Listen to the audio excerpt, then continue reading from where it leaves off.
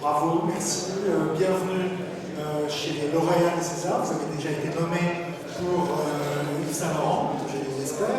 Vous avez souvent dit que l'industrie de film avait été l'un de vos premiers désirs de carrière. On vous a connu dans plein d'autres casquettes. Mais vous avez aussi dit que ce projet, de Safin et vous, dans les forêts de Sibérie, avait résonné d'une manière très particulière.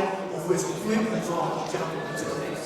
Alors, déjà, juste un petit mot, c'est que je me suis toujours demandé ce qui se passait une fois qu'on avait un César. Maintenant, je commence à savoir. Il y a un petit monde qui fonctionne derrière. Écoutez, franchement, c'est un film vraiment génial, qui donne envie de voyager, qui nous donne ce sentiment dont on a régulièrement besoin, qui est celui de se couper du monde pour s'isoler, pour ça fait du bien. J'étais vraiment dans cette dynamique-là au moment où j'étais en train de travailler sur un propre album qui était Red and Black Light, qui parlait exactement de la même chose. Et quand Safi m'a appelé pour travailler sur son film, qui m'a montré les premières images, je lui ai dit mais Safi c'est un truc de dingue parce que c'est exactement ce que je suis en train de faire sur mon film, sur mon album, que tu es en train de faire sur ton film. Je crois vraiment qu'on va essayer de marier ces deux musiques, la musique et ton image. Vous avez donc développé les thèmes de votre album dans le film. Exactement, il y a un thème qui est Red and Black Light. On l'a pris comme étant le générique de fin parce que ça avait vraiment du sens. Et tout le reste du film, c'est depuis le début jusqu'à ce générique, c'est le développement de ce thème-là. Alors, c'est un film très lyrique dans sa musique, où la musique d'ailleurs est presque un personnage qui accompagne très souvent le héros qui est seul à l'écran. Vous-même, en tant que soliste, on vous entend la trompette, on vous entend le piano.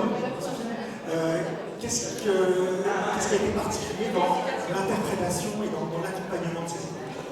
J'ai l'impression que, c'est gentil de noter que la musique est un personnage du film, mais moi j'ai l'impression que c'est le cas dans tous les films.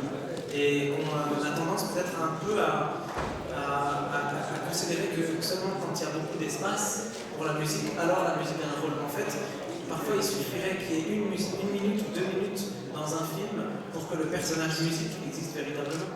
Donc je ne sais pas la quantité, je dirais que c'est plutôt la manière avec laquelle le travail est fait.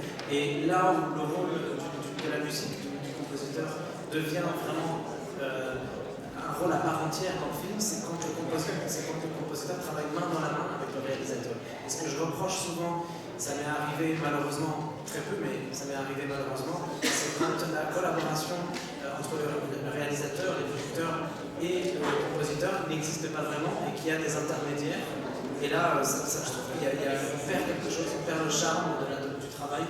La direction de compositeur, comme on parle de direction d'acteur, on devrait parler de direction de compositeur. Et ça fait le goût d'un excellent directeur de composition. D'autres questions pour Ibrahim Malouf? Pardon. On va écouter. Allez, merci à tous.